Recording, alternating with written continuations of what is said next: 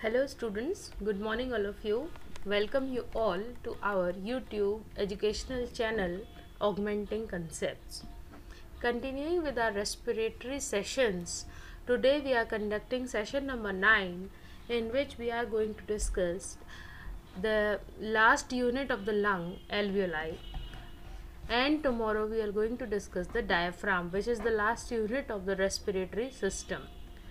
So on the screen you can see this is the alveoli, this is the bronchus, these are capillaries, and bronchus are when divided into respiratory bronchus or tertiary bronchus. They are ending up with these round shaped grape like structures which are called alveoli. Can you see them? बिल्कुल grapes के गुच्छे की तरह नज़र आ रहा है ये, just like bunch of grapes, isn't it? And these bronchus are having these stripes on this, these are muscle bands. We have already discussed that these are not having any cartilage on them. इनके ऊपर कोई cartilage नहीं है, बल्कि इनके ऊपर muscle bands हैं, जिससे क्या हो रहा है, इनको थोड़ा सा स्टिफनेस मिल रहा है, एक शेप मेंटेन कर पा रहे हैं ये. और आप देखें किस तरीके से कैपिलरीज और वेन्स इसके ऊपर पूरी लगी हुई हैं. ब्लड कैपिलरीज लगी हुई हैं ना, ब्लड कैपिलरीज पूरी. ब्लू में तो कार्बन डाइऑक्साइड वाला ब्लड जाता है, रेड में ऑक्सीजन वाला. दोनों कैपिलरीज लगी हुई हैं इस पर चारों तरफ, इजंट इट? हवा कहाँ से आती है? नॉस्ट्रल से लेके ब्रोंकस से यहाँ पर ट्रैवल करती है और इनके अंदर आ जाती है. यहाँ पर आप देख रहे हैं इसका सेक्शन, ये वाला जहाँ पर मेरे माउस का कर्सर है, कैन यू सी दैट? यहाँ से हवा आती है, आने के बाद में ये एल्वियोलाइज हैं, एक एक एल्वियोलस है, ये एक एल्वियोलाई है. इनके अंदर ये हवा जो हम सांस ले रहे हैं ना, ये फिल हो जाती है, और इनके चारों तरफ क्या है, ये कैपिलरीज हैं. तो ये जो वॉल ऑफ एल्वियोलाई है, यहाँ से CO2 जो है वो तो बाहर की तरफ डिफ्यूज़ हो जाती है, ठीक है, बाहर चली जाती है. ब्लू कैपिलरी के द्वारा ये नाक से बाहर चली जाती है. जबकि ये रेड के अंदर के यहाँ पर जो ऑक्सीजन है वो क्या आती है, ऑक्सीजन इसके अंदर चली जाती है रेड कैपिलरी से, जो कि हमारे पूरे शरीर में दौड़ती है जब हमको ऑक्सीजन की ज़रूरत होती है. कई काम होते हैं उसके, ठीक है. Moving to the next diagram, here is much clearer that this is the trachea, which is divided into bronchus. This is the pulmonary vein. These are bronchioles, means further division of bronchus or trachea is bronchioles. Fine. These are pulmonary artery. Fine. And these alveoli are covered with capillaries. Fine. These are the elastic fibers which are giving some stiffness to it. Fine. Now if we cut a section, you can see these are two alveoli, and like here air is passing into them. These are the pores about which we are going to study in the next slide, next to next slide. These are pores of Kohn. Kohn was a scientist. These are the pores of Kohn, isn't it? तो आप क्या देख रहे हैं कि सांस जो आ रही है नॉस्ट्रल में से, वो ब्रोंकाइज में से होते हुए और एल्वुलस में जा रही है. इतनी बात क्लियर है. बाकी चीज़ क्या है कि इनके ऊपर जो मसल बैंड्स हैं वो इनको क्या दे रहे हैं, स्टिफनेस दे रहे हैं. ज़्यादा स्टिफ करेंगे तो लंग्स जो हैं वो क्या होगा, फूल और सिकुड़ नहीं पाएगा. तो उसको स्पेस देने के लिए इसके ऊपर सिर्फ मसल बैंड्स हैं, ताकि इसकी भी जो एक पोजीशन है वो मेंटेन रहे, और साथ साथ क्या हो जाए, इसके स्टिफनेस भी रहे और ना भी रहे, है ना. Moving to the next diagram, आप देखें एक और तरीके से हम आपको क्लियर कर रहे हैं कि इस डायग्राम में जो ये टर्मिनल ब्रोंकियोल है, ये देखिए मेन ब्रोंकस ये है, मेन ट्रैकिया, ठीक है, ये ब्रोंकियोल में डिवाइड हो रहा है. जब ये एक बार डिवाइड हो रहा है, ठीक है, तो ये पहला ब्रोंकियोल हो गया. साथ साथ पल्मोनरी आर्टरी और पल्मोनरी वेन दोनों ही चल रही है. उसके बाद में ये क्या है, एल्वियोलर सैक है, अंदर आ गया ये अंगूर का जो गुच्छा है एल्वियोलाई, ठीक है। इसको जब हम खोलेंगे तो ये एल्वियोलाई, एक एक एल्वियोलाई इस तरीके से गोल गोल गोल गोल, इन सब के अंदर हवा भरेगी। ठीक है, ये पूरे को क्या कह रहे हैं, एक गुच्छे को क्या कह रहे हैं, एल्वियोलर सैक। क्या कह रहे हैं पूरे गुच्छे को, alveolar sac, SAC sac, alveolar sac. और एक को क्या कहना है, एल्वियोलाई। ठीक है, और ये कैपिलरीज हैं। तो ये आपको मेरे, ये रेस्पिरेटरी ब्रोंकल क्या हो रहा है, जब आपस में बहुत सारों में डिवाइड हो रहा है ना ये, तो रेस्पिरेटरी ब्रोंक्यूल। तो आई थिंक आपको डायग्राम ये क्लियर हुआ है। इसके आगे हम नोट्स पे चलते हैं। Alveoli, alveoli are tiny air sacs. जैसे आपने देखा छोटे छोटे बहुत महीन एयर के सैक होते हैं, ये बैग्स होते हैं, जो कैसे दिखते हैं, just like a bunch of grapes. जो कैसे दिखते हैं, बिल्कुल ग्रेप्स के बंच जैसे दिखते हैं। लेकिन ये क्या होते हैं, बट हॉलो, और we can say pocket like structures at the end of the bronchioles. लेकिन ये जो ग्रेप के बंच होते हैं, मतलब ये जो एल्विलाइज होते हैं गोल शेप के, ये अंदर से हॉलो होते हैं, खाली होते हैं। देखिए ये डायग्राम आपने देखा, ये जो गोल गोल स्ट्रक्चर्स हैं बंच की तरह, ये क्या है, अंदर से खाली हैं। अंदर से क्या है, ये खाली हैं। ठीक है, और जो कहाँ पर पोजिशन्ड है, eight the end of the bronchioles. ठीक है, ये ब्रोंक्यूल है, इसके एंड में देखिए, ये यहाँ से ट्रैकिया है। ट्रैकिया जब ब्रोंक्यूल में डिवाइड हो रहा है, ब्रोंक्यूल जा रहा है, तो ब्रोंक्यूल के एंड में ये पूरा एल्वियोलर सैक उपस्थित है ना। एल्वियोलर सैक में एक एक एल्वियोलाई है। ठीक है, तो ये क्या कह रहा है, but hollow and we can say pocket like. इन पॉकेट्स में क्या फिल होगा, एयर। ठीक है, pocket like structure at the end of the bronchioles. ना एल्वियोलस इज अ सैक, ठीक है, रफली 0.2 to 0.5 मिलीमीटर इन डायाग्राम। ठीक है, तो ये पूरा एल्वियोलर सैक है ना, एल्वियोलर सैक है। इसका आपको डायामीटर बता रहा है। इसका आपको डायामीटर क्या है, रफली 0.2 से लेकर 0.5 मिलीमीटर इसका डायामीटर है।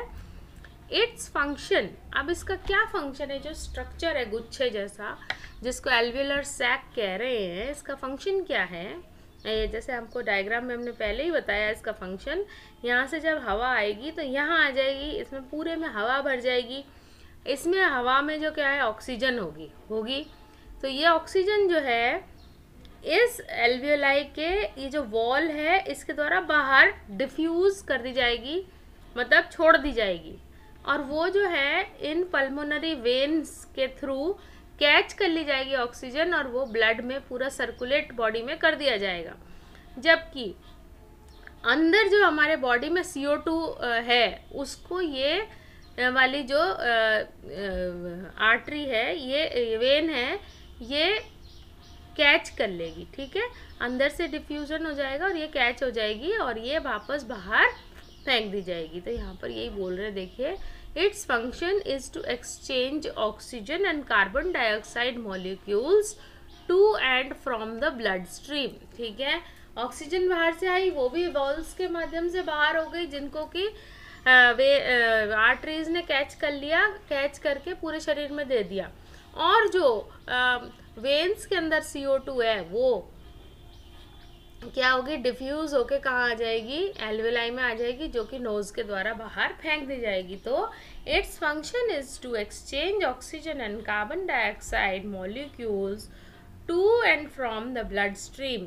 जो खून बह रहा है उसको ऑक्सीजन देना और उसमें से CO2 को लेना, इसका फंक्शन होता है। We have 480 million alveoli located at the end of bronchial tubes. ठीक है, ब्रोंकल ट्यूब जो है, यहाँ देखिए, यहाँ पर इस डायग्राम में ये जो ब्रोंकल ट्यूब के एंड में है, टोटल मिला के, ठीक है, हमारे पास कितना है, 480 million alveoli located at the end of bronchial tube. तभी तो हमें सांस आती है, इतना बड़े शरीर को ऑक्सीजन की रिक्वायरमेंट तभी तो पूरी होती है। The wall of each alveolus is lined by thin flat cells consisting numerous capillaries। ठीक है, तो ये जो वॉल ऑफ एल्वियोलस है, थिन फ्लैट सेल्स, ठीक है। ये जो वॉल है ये एल्वियोलाई है, इसका जो वॉल है ये देखिए, ये जो वॉल है ये कैपिलरीज से कवर्ड रहता है। कैपिलरीज से दिख रहा है ना आपको कवर्ड, लाल नीली कैपिलरीज, हाँ, तो लाल नीली कैपिलरीज ये देखिए यहाँ पर पूरा कवर्ड है लाल नीली कैपिलरीज से। तो यही कह रहा है कि द वॉल ऑफ ईच, तो हमने क्या पढ़ रहे हैं, the wall of each alveolus is lined by thin flat cells consisting numerous capillaries. Here the exchange of gases takes place which occurs by diffusion. यहाँ पर exchange होता है gases का, ठीक है, वॉल के और कैपिलरीज के बीच में CO2 और ऑक्सीजन का एक्सचेंज होता है, ठीक है। और वो कैसे होता है, डिफ्यूजन से, डिफ्यूजन से होता है। जैसे डिफ्यूजन क्या होता है, जैसे कोई मेम्ब्रेन है, ठीक है। अब आप मेम्ब्रेन में से जैसे आप सिर्फ कुछ चीज़ छान रहे हैं, सपोज आप दही छान रहे हैं, ठीक है, कपड़े में आपने दही डाला, ठीक है, उसमें से दही की खुशबू और पानी दोनों निकल गया और दही दही अंदर रह गया, डिफ्यूज हो गया, ठीक है, occurs by diffusion. Now each alveolus is what, cup shaped with in with very thin walls. अब आप एक एक एल्वियोलस के बारे में बात करेंगे। ये देखें, ये एक एल्वियोलस है, ठीक है, एक एल्वियोलस है, दो होती तो एल्वियोलाई, बहुत सारी होती तो एल्वियोलाई, एक होता तो एल्वियोलस।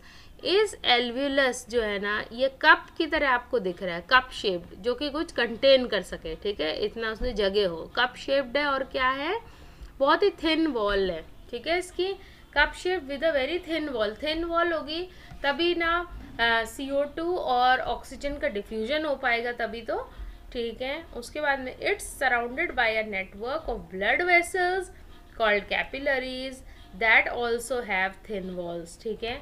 जो इसके चारों तरफ, एल्वियोलस के चारों तरफ जो ब्लड की कैपिलरीज हैं उनकी भी बहुत थिन वॉल्स हैं, जो कि हम गैसेस को डिफ्यूजन कर सकें।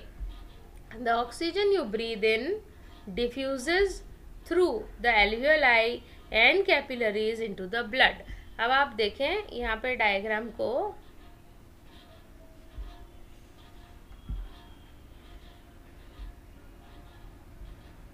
जब ये डायग्राम आप देख रहे हैं तो चारों तरफ तो ब्लड है, इसमें से जब कैपिलरीज में आता है, कैपिलरीज से पूरे ब्लड में डिफ्यूज होता है ऑक्सीजन, ठीक है।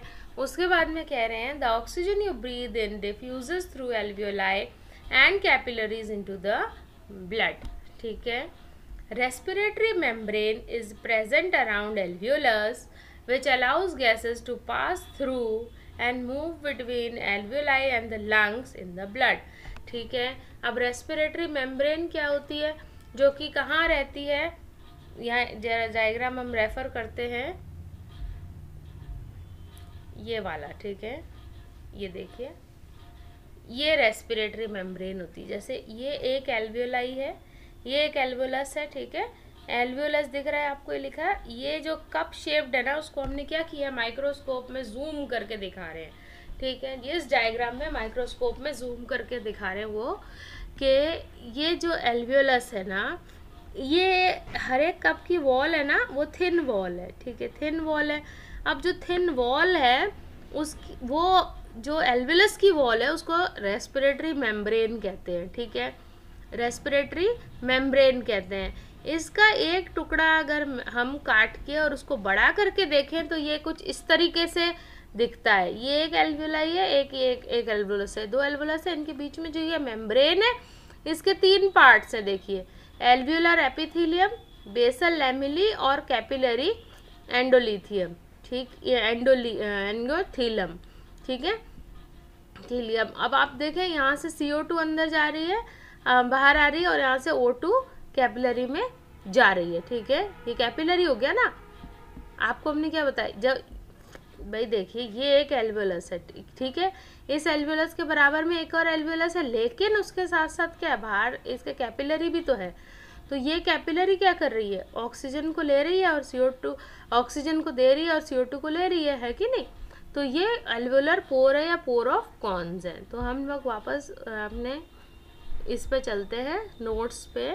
Respiratory membrane is present around alveolus which allows gases to pass through and move between the alveoli in lungs and the blood, जो कि मेम्ब्रेन क्या करती है, पास थ्रू करने के लिए गैसेस को लंग्स और ब्लड में अलाउ करती है एल्वोलाई के अंदर। This is a very thin membrane comprised of, इस मेम्ब्रेन में क्या क्या होता है, एल्वुलर वॉल होता है एंड कैपिलरी वॉल प्रेजेंट होता है। तो नोट्स में हमने क्या देखा स्टूडेंट्स कि एल्वुलाई जो है thick thin tiny air sac होती हैं, जो बिल्कुल ही बंच ऑफ ग्रेप्स की तरह नजर आती है लेकिन हॉलो होती हैं, और ये कहाँ प्रेजेंट होती हैं, एंड ऑफ द ब्रोंक्यूल्स में। फिर एल्वुलस जो सैक है उनका डायमीटर जो है वो 0.2 से लेकर 0.5 mm तक बताया है। उसके बाद में क्या देखा हमने कि जो फंक्शन है इसका वो क्या है कि गैसेस का, यानी कि ऑक्सीजन और कार्बन डाइऑक्साइड का एक्सचेंज करना है ब्लड स्ट्रीम से। फिर हमने उसका नंबर देखा कि करीबन 480 मिलियन एल्वुलाइज होती हैं, ठीक है, ब्रोंकल ट्यूब के एंड पर टोटल मिला के, ठीक है, दोनों लंग्स के। ईच वॉल जो है एल्वियोलस का वो थिन फ्लैट सेल्स का बना होता है, जिसमें नंबर ऑफ बहुत सारी कैपिलरीज प्रेजेंट होती हैं, और एक्सचेंज ऑफ गैसेस यहीं पर होता है, जो क्या डिफ्यूजन के थ्रू होता है। फिर हमने देखा कि एल्वियस जो है कप शेप्ड होता है और उनके चारों तरफ जो कैपिलरीज होते हैं वो बहुत थिन होते हैं, डिफ्यूजन जिससे हो सके। फिर हमने रेस्पिरेटरी मेम्ब्रेन के बारे में देखा, जो कि हेल्प करती है एल्वुलाई, लंग्स और ब्लड के बीच में गैसेस के आने जाने में। और हमने ये देखा कि जो रेस्पिरेटरी मेम्ब्रेन है वो एल्वुलर वॉल और कैपिलरी वॉल का मिलकर बनी होती है, ठीक है। Moving forward, the pores of corn, ठीक है, आपको वापस मैं दिखा देती हूँ पहले वाले और दूसरे वाले डायग्राम्स में कि ये जो होल्स आपको दिख रहे हैं ना, ये होल्स दिख रहे हैं आपको, छोटे छोटे होल्स, यहाँ पर तो नहीं दिख रहे, ये तो बाहर है। जब इसको काट देंगे आधा तो हम देखेंगे छोटे छोटे पोर्स इसके अंदर हैं, ठीक है, इसकी वॉल में छोटे छोटे होल्स हैं, पोर्स हैं। आप देखें ये होल है, ठीक है, ये देखें इस डायग्राम में है क्या, नहीं इस डायग्राम में नहीं दिख रहा है क्योंकि यहाँ पर जूम नहीं किया हुआ है। तो यहाँ पर देखें ये होल्स या पोर्स हैं, ठीक है, यहाँ पर भी आपको पोर्स दिख रहे हैं। फिर हम चलते हैं, ये देखिए ये कितने, ये एल्वुलाई है ना, एल्वुलस है, एल्वुलस के अंदर कितने बड़े बड़े आपको पोर्स नजर आ रहे हैं, इनको कहते हैं एल्वुलर पोर या पोर ऑफ कॉर्न, ठीक है, पोर्स ऑफ कॉर्न। अच्छा, फिर हम देखें इसके नोट्स को, the pores of corn are tiny holes in the alveolar wall. Alveolus का जो वॉल है उसके अंदर छोटे छोटे जो होल्स हैं या पोर्स हैं, उन्हें का नाम दिया गया है pores of corn. These allow the communication of two adjacent alveoli. आप देखें वापस से, आप अगर डायग्राम रेफर करें तो आप देखेंगे कितने गुच्छे में अंदर अंदर एकदम, अब 480 मिलियन है तो कितने होंगे एल्वुलस, देखें एक के नीचे एक के पीछे एक, बहुत सारे एल्वुलस हैं, इन सब में हवा जो है आनी जानी चाहिए। तो इसलिए क्या है, एक एल्वुलस से दूसरे एल्वुलस का कम्युनिकेशन या संपर्क या उनके बीच में गैसियस जो ट्रांजैक्शन है, गैसेस का जो लेन देन है, होना है, एक्सचेंज होना है, वो इन पोर्स के माध्यम से होता है, ठीक है। तो दीज अलाउ, ये जो पोर्स ऑफ कॉर्न्स हमने देखे हैं, ये क्या अलाउ करता है, कम्युनिकेशन ऑफ टू एडजेसेंट, आसपास स्थित दो एल्वुलाई के बीच में गैसियस एक्सचेंज को अलाउ करता है, pore of corn, pores of corn. These pores are situated between the capillary network and are circular in shape, ठीक है, कैपिलरी नेटवर्क के नज़दीक ये प्रेजेंट होता है पोर्स ऑफ कॉर्न, और इसका शेप कैसा होता है, सर्कुलर या गोल शेप का होता है ये। Function of these apertures, apertures मतलब छेद या होल, इनका अपर्चर्स का या होल्स का या छेद का क्या फंक्शन होता है, is to allow air flow between the alveoli, एक दूसरे एल्वुलाई के बीच में एयर फ्लो को बनाए रखना इसका फंक्शन होता है। They provide a collateral pathway of aeration, मतलब बराबर से एक एयर फ्लो का पाथवे प्रोवाइड करना इसका काम होता है। Increased distribution of surfactant, surfactant का क्या मतलब होता है, is a complex mixture of specific lipids, proteins, carbohydrates which is produced in lungs. The mixture is surface active and decreases the surface tension of the wall of the alveoli. अब आप देखो, जब हम लोग सांस लेते हैं, ठीक है, तो हर एक जो पूरा लंग्स जब रिलैक्स्ड होगा, आप देखो जब हम लोग किसी टेंशन में होते हैं या भाग रहे होते हैं तो हमारी सांस फूल जाती है, क्योंकि लंग्स तक अच्छे से पहुंच नहीं सकती सांस। जब हमारा जो एल्वियोलाई है, जब एक्सहेल करते हैं सांस को बाहर हम छोड़ते हैं, तब क्या होता है, एकदम से पूरी सांस ना निकल जाए ना, क्योंकि फिर एकदम से वैक्यूम क्रिएट हो जाएगा। तो एल्वियोलाई के जो सरफेस पे है ना, वो छोटे छोटे लिक्विड्स होते हैं, प्रोटीन कार्बोहाइड्रेट मिक्सचर होते हैं, जो कि लंग्स में ही बनते हैं। देखो कैसे बात करें हम लोग, इसकी बात करें, जैसे हम डायग्राम पे, ये एल्वियोलस है ना, इसकी वॉल पर, ठीक है, छोटे छोटे प्रोटीन्स, लिक्विड्स और ये सब लिपिड्स, इनका कोटिंग रहता है, जो कि लंग्स ही प्रोड्यूस करता है। उससे क्या, उसको क्या कहते हैं, सरफेक्टेंट। सरफेस पता है ना आपको, सरफेस, इसका सरफेस, ठीक है, एल्वियोलाई का जो सरफेस है, एल्वियोलाई का जो सरफेस है, उसके ऊपर ये सरफेक्टेंट रहते हैं। सरफेक्टेंट कौन होते हैं, प्रोटीन, लिपिड वगैरह, ये सरफेक्टेंट होते हैं। इनका काम क्या होता है, डिक्रीज करना टेंशन को, ठीक है। ये देखें, increase distribution of surfactant. Surfactant is a complex mixture of specific lipids, protein, carbohydrate, जो which is produce inside the lungs. This mixture is surface active and decreases surface tension at the wall of the alveoli. Alveoli का जो wall है उसके ऊपर जो surface tension है उसको कम करता है, यानी कि सिकुड़ने नहीं देता है इसको, ठीक है। 10 play an important role in prevention of lung collapse. इसीलिए लंग कोलैप्स होने का जो एक खतरा है, कोलैप्स मतलब जैसे कि आपने सांस छोड़ी बाहर, तो पूरा का पूरा लंग्स में से हवा बाहर आ गई। अब बाहर आ गई तो ये एकदम गुब्बारे की तरह पिचक के चिपक ना जाए, दैट इज कोलैप्स। तो क्या हो, यहाँ पर थोड़ा सा एक रूम बना रहे, यानी कि एक थोड़ी सी जगह बनी रहे, जिससे कि क्या हो, ये दोबारा जब हम सांस लें तो ये फूल जाए आसानी से, इजंट इट। तो ये क्या है, इन सरफेस टेंशन को देखें आप, डायग्राम दोबारा एक बार देख के रेफर करेंगे तो क्लियर होगा। जैसे हमने सांस को, ये अभी तो फूली हुई पोजीशन में दिख रहा है क्योंकि हमने सांस ले रखी है, ठीक है। एकदम से जब आप सांस बाहर छोड़ेंगे तो क्या होगा, ये पूरा का पूरा पिचक जाएगा और आपस में चिपक ना जाए, क्योंकि दोबारा फुलाना फिर बहुत मुश्किल हो जाएगा हमारे लिए, बहुत टायरिंग हो जाएगा, है ना। तो उसको बचाने के लिए इसके सरफेस पे सरफेक्टेंट होते हैं, जो कि क्या करते हैं, इसको थोड़ा अपनी पोजीशन में रखते हैं, ताकि आप जब सांस छोड़ें तो ये आपस में चिपक ना जाए, तो लंग कोलैप्स ना हो जाए, ठीक है।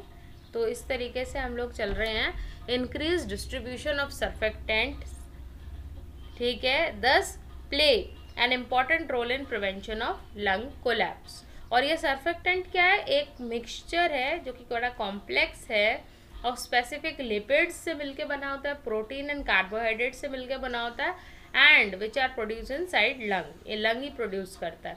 The mixture is surface active, ठीक है, सरफेस पे ही रहने वाला है, सरफेस पर एक्टिव रहता है ये, and decreases surface tension of the wall of alveoli, ठीक है। Moving forward, surfactant is released from the lungs cell and spreads across the tissue that surrounds the alveoli, ठीक है। सरफेक्टेंट कौन बनाता है, लंग सेल बनाता है। जो आपके लंग्स हैं वो सरफेक्टेंट बनाते हैं, जो जाके कहाँ फैल जाता है, across the tissue that surrounds alveoli. Lung का जो टिश्यू है जो एल्वियोलाई के चारों तरफ है, वहाँ ये फैल जाता है, ठीक है। आप लंग का डायग्राम अगर याद करें जो हमने पिछले सेशन में किया था, उस लंग के डायग्राम में आप देखें कि लंग के अंदर ही एल्वियोलाई है, तो एल्वियोलाई और लंग का जो वॉल है वो एक दूसरे को टच कर रहा है, ठीक है।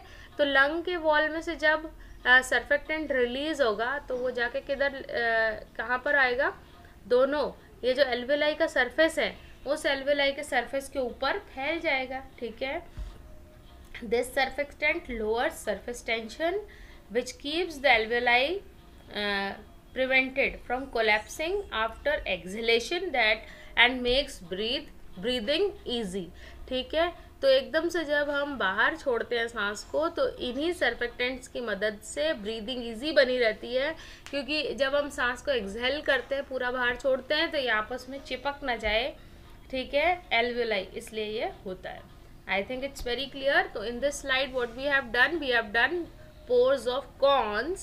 The main function of pores of corns are these holes or aperture is to make a communication or make the exchange of gases between the alveoli in a frequent manner, so that every alveolus should be in contact with the another one, isn't it? अच्छा, उसके बाद में that means कि जो holes हैं ये aeration का काम करते हैं, पाथ बनाते हैं जिससे एरेशन होता रहे पूरे एल्वेलस के अंदर। और उसके बाद हमने देखा कि इन एल्वेलस के चारों तरफ सर्फेक्टेंट्स होते हैं। सर्फेक्टेंट्स लिपिड्स और कार्बोहाइड्रेट्स एंड प्रोटीन से मिलके बनते हैं। इन सर्फेक्टेंट का काम होता है एल्वेलस के चारों तरफ जो वॉल है उसके ऊपर फैले रहना, जिससे क्या होगा कि वो कोलैप्स नहीं होगा। जब हम सांस बाहर छोड़ेंगे तो पूरा चिपक नहीं जाएगा आपस में एल्वेलस, ठीक है।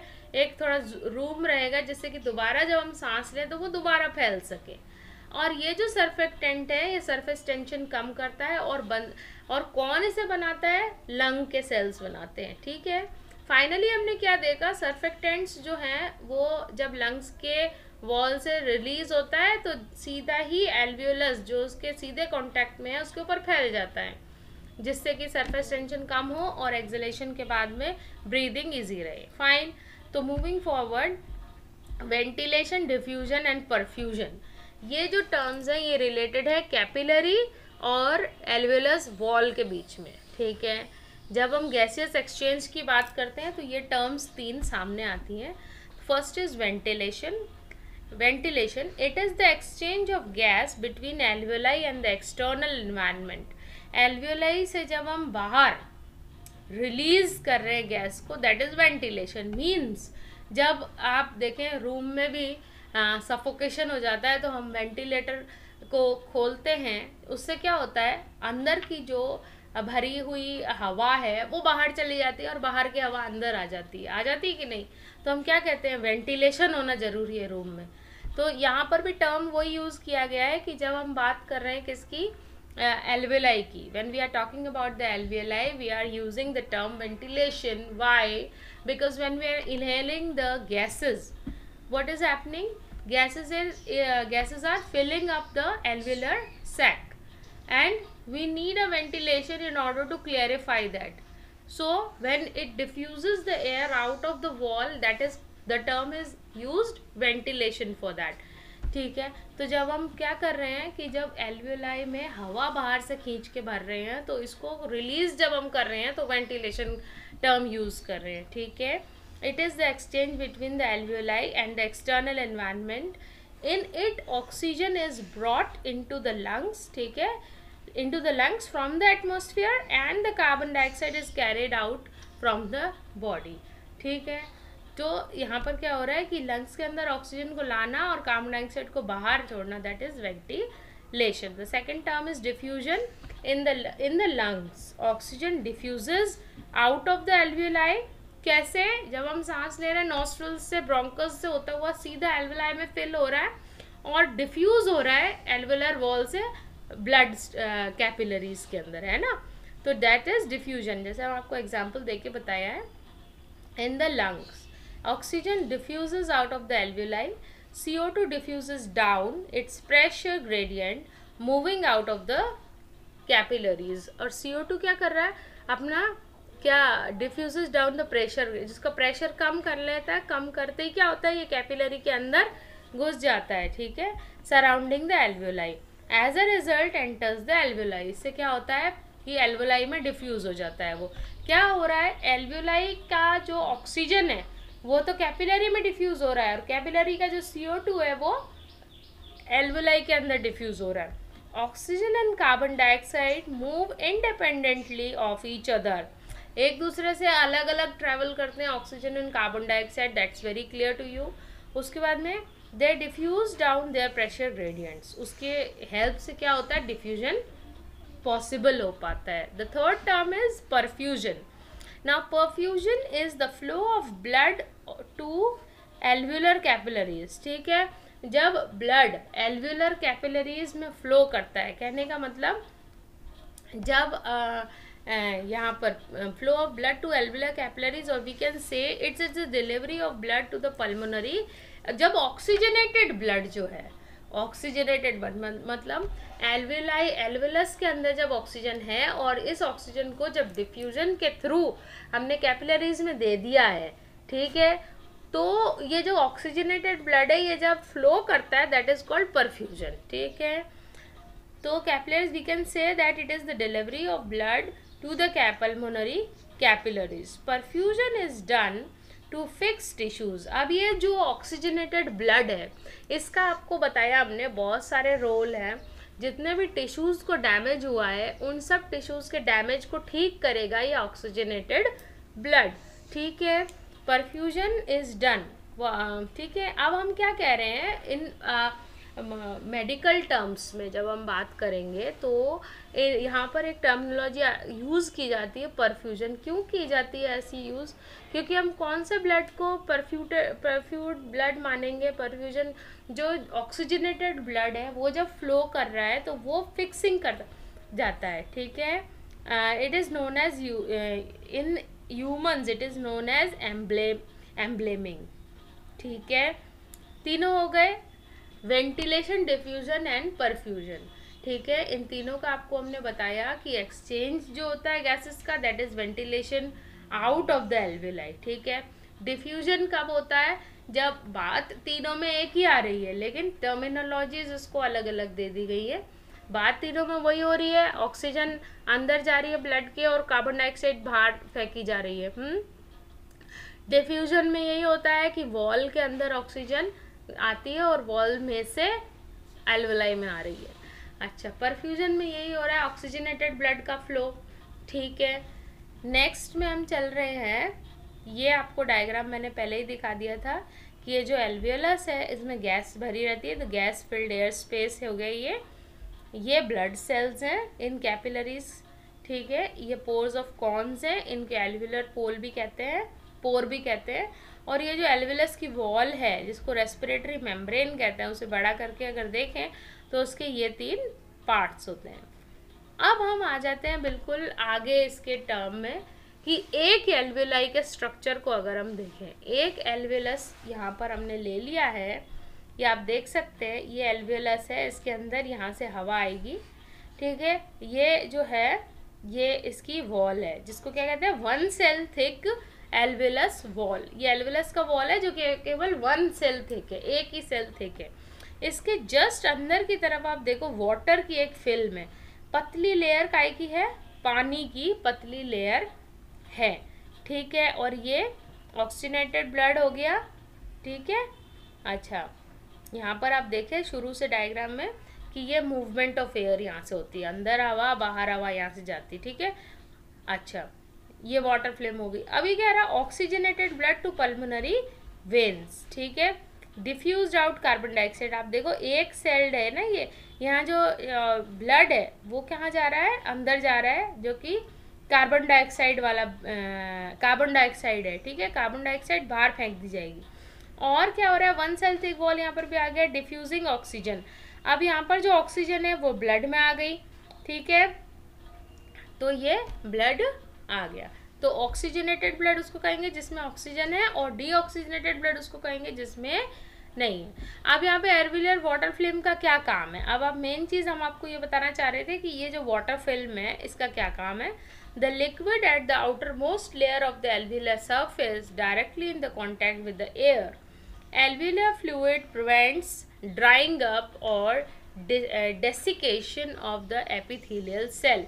अब देखो कितना बारीक और महीन ये सेल, एक सेल का बना हुआ है, तो ये सूख ना जाए इसलिए वाटर फिल्म की एक पूरी लाइन यहाँ पर दे रखी है।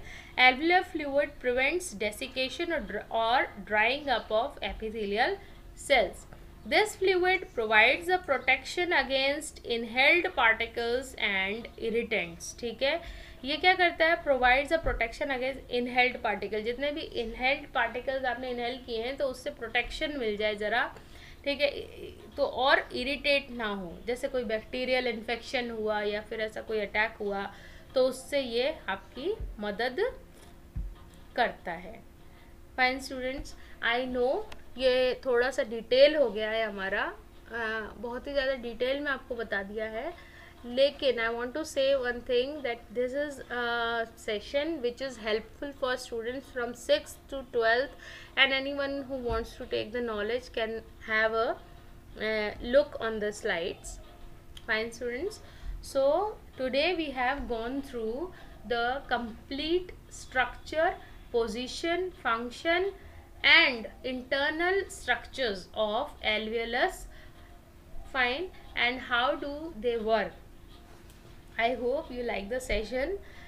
Tomorrow we are going to conduct the session on diaphragm, the final structure of respiration.